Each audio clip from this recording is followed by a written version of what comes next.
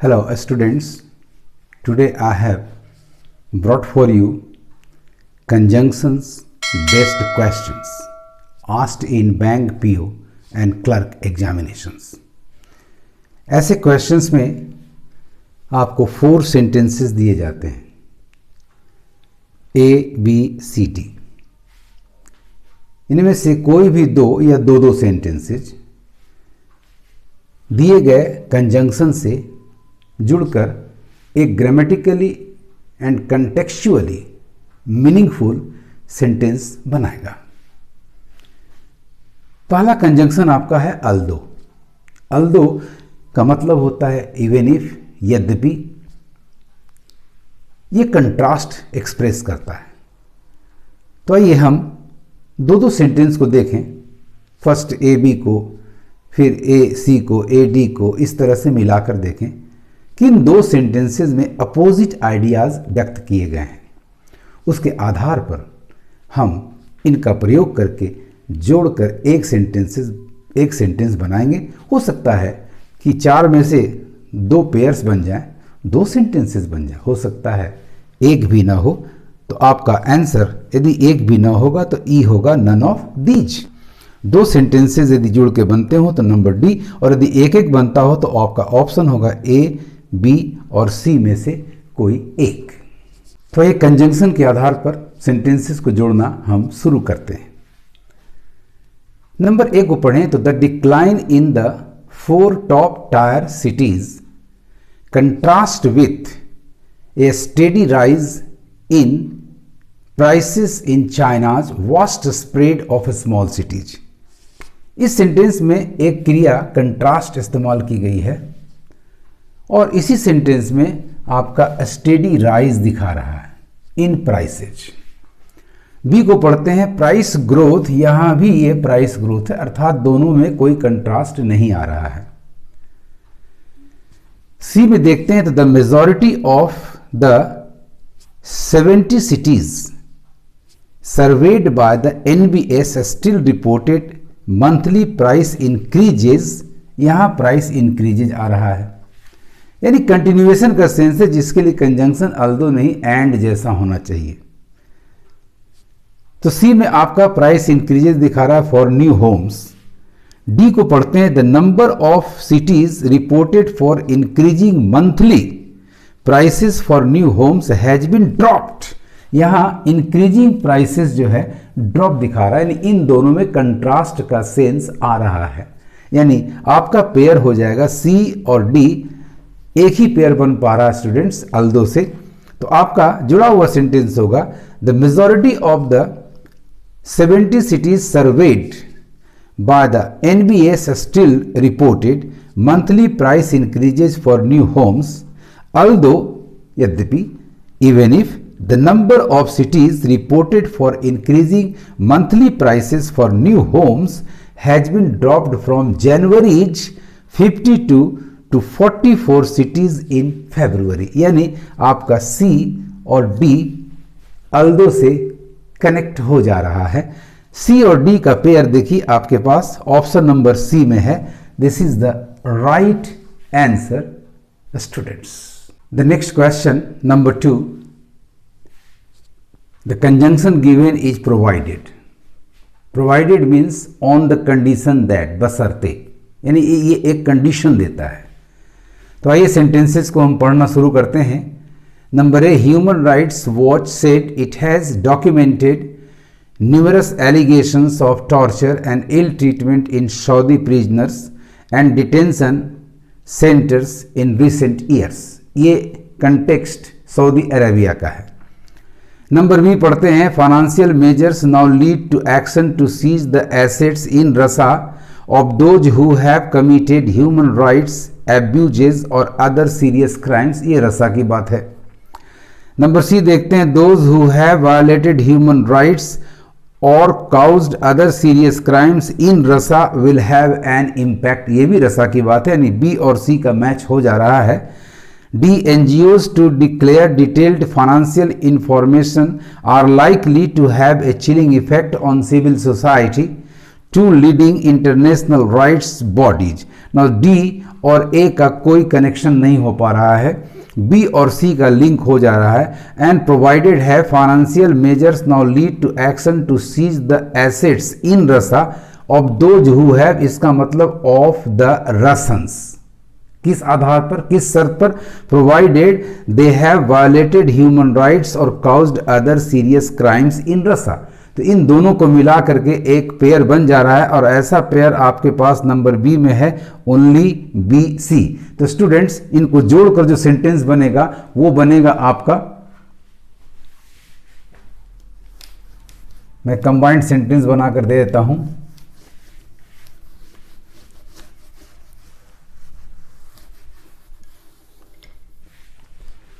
आपका right pair हो गया बी सी। शुरुआत करेंगे हम नंबर बी से।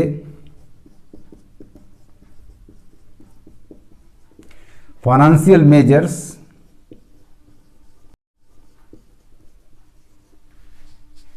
Now lead to action to seize the assets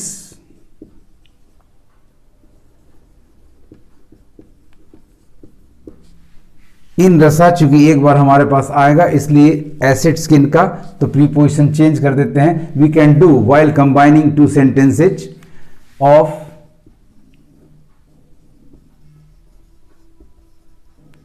the Russians. अब कंजंक्शन लाएंगे, provided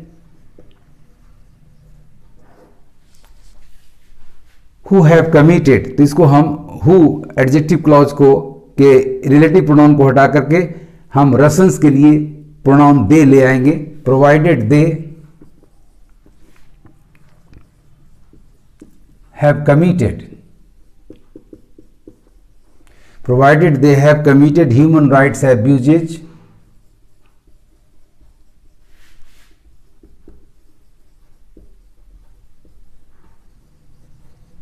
and other serious crimes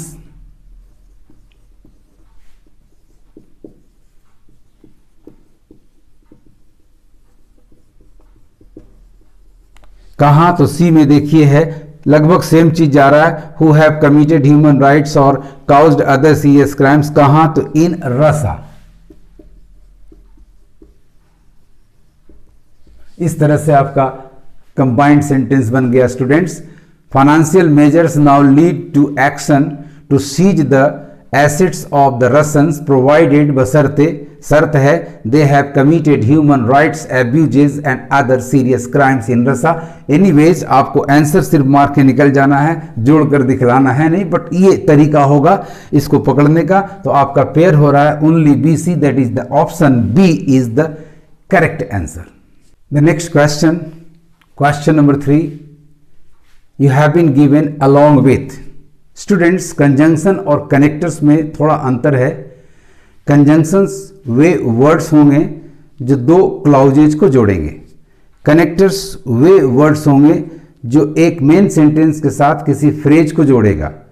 conjunctions एक अलग पार्ट ऑफ स्पीच होगा, कनेक्टर्स कंजंक्शन से बिल्कुल डिफरेंट होगा, वो प्रीपोजिशन का हिस्सा होगा।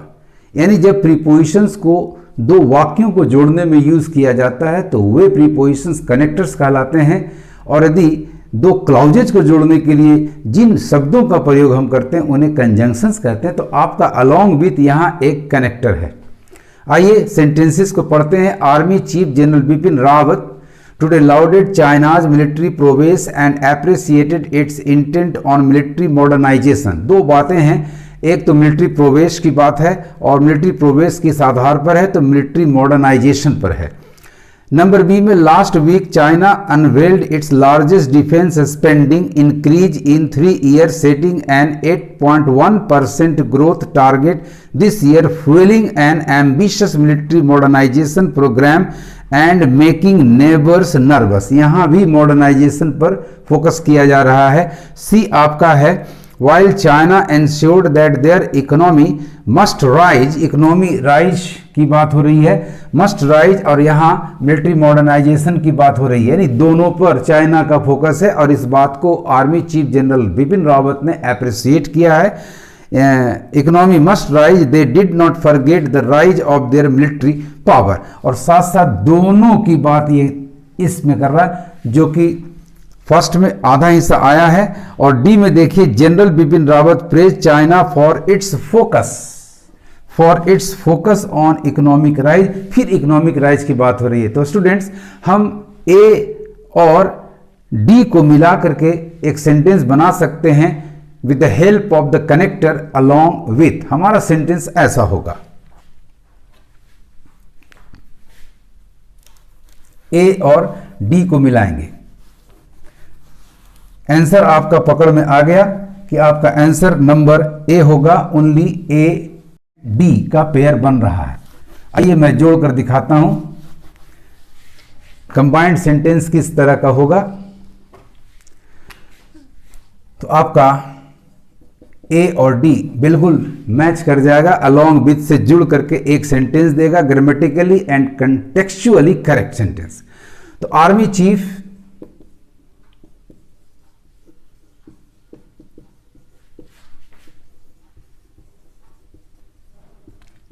General Bipin Rawat today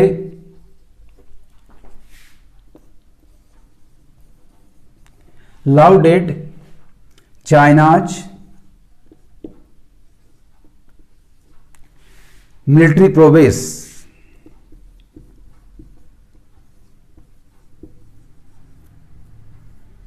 saying, क्या कहते हुए, एक पार्टिसिपल लाएंगे, saying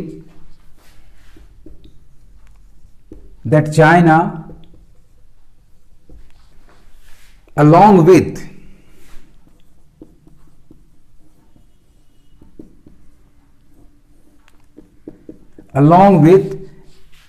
its focus on economic rise,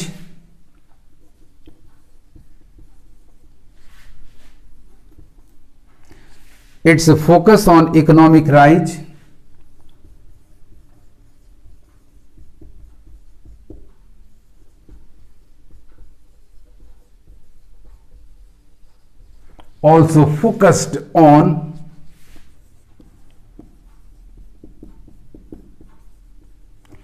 military modernisation.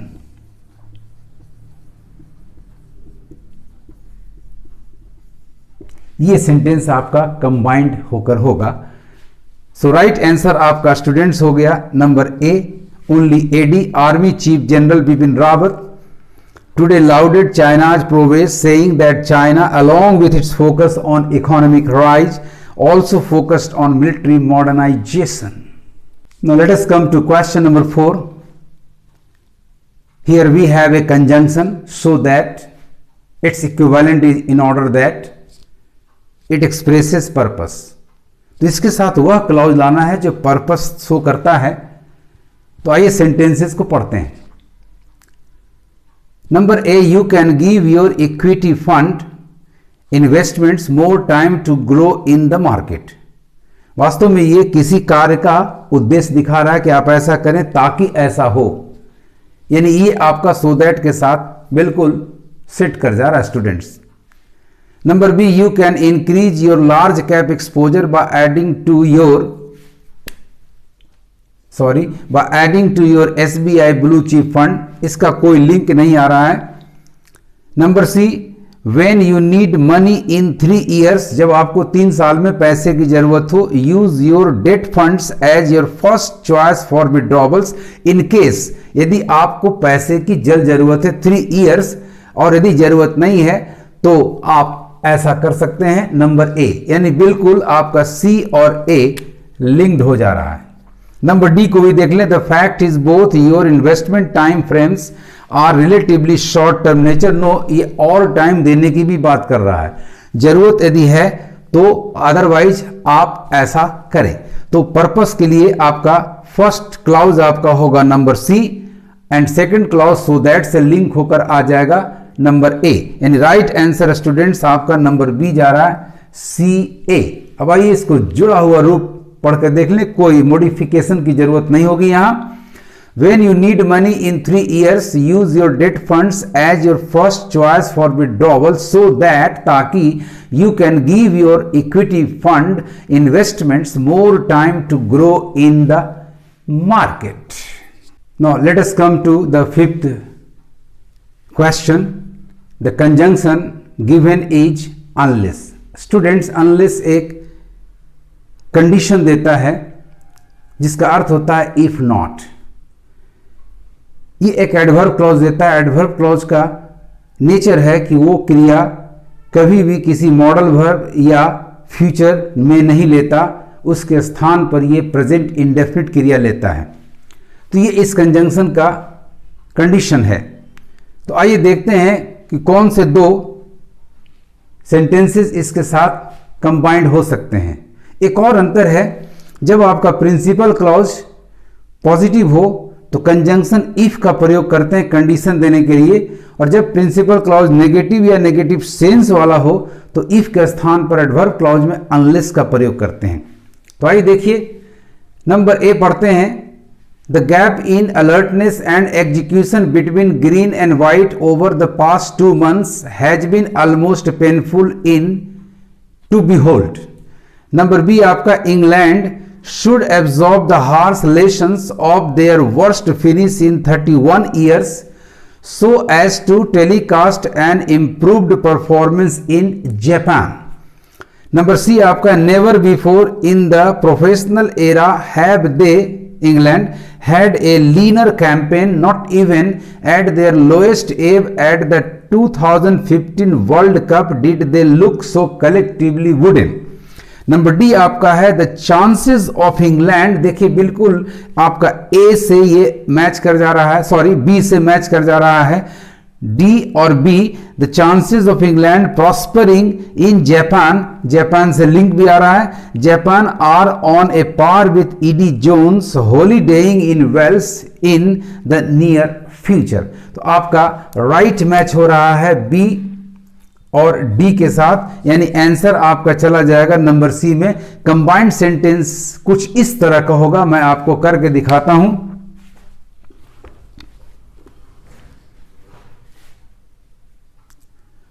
मैं यहां से लेता हूं,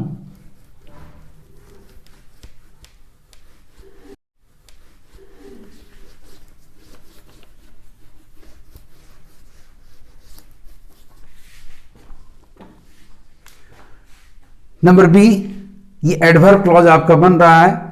तो हम शुड को हटाकर के इंग्लैंड, चूंकि गेम्स एंड स्पोर्ट्स के सेंस में जब भी किसी प्लेस का नाम हो, कंट्री का नाम हो, स्टेट का नाम हो, तो हमेशा प्लूरल सब्जेक्ट की तरह एक्ट करता है। तो इंग्लैंड के साथ हम प्रेजेंट इंडेफिनिट क्रिया मेन वर्ब 1 एब्जॉर्ब लाएंगे, यानी unless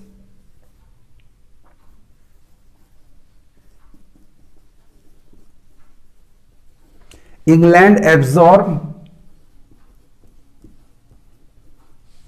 the harsh lessons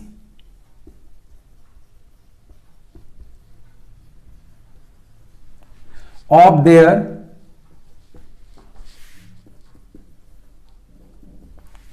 worst finish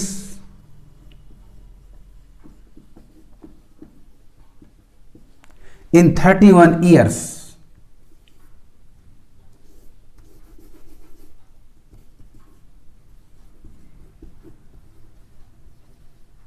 और एक पॉज देंगे, कॉमा, और तब डी को जोड़ेंगे। The chances of England, England already आ चुका है, और उसके बाद प्रॉस्परिंग, ये आपका जीरण जा रहा है, तो पॉजिटिव चेंज कर देंगे, plural there. The chances of there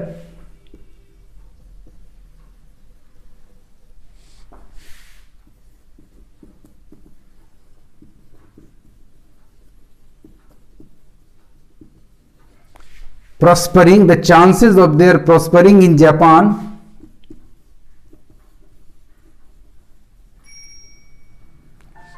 are on a par with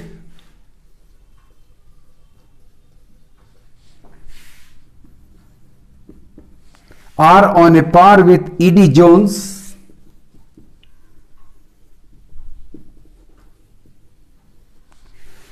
holidaying in Wales,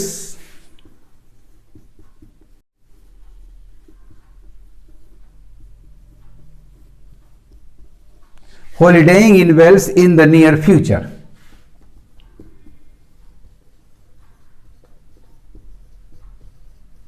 दस स्टूडेंट्स, इस तरह से आपका कंबाइंड सेंटेंस हुआ कंजंक्शन अनलेस से।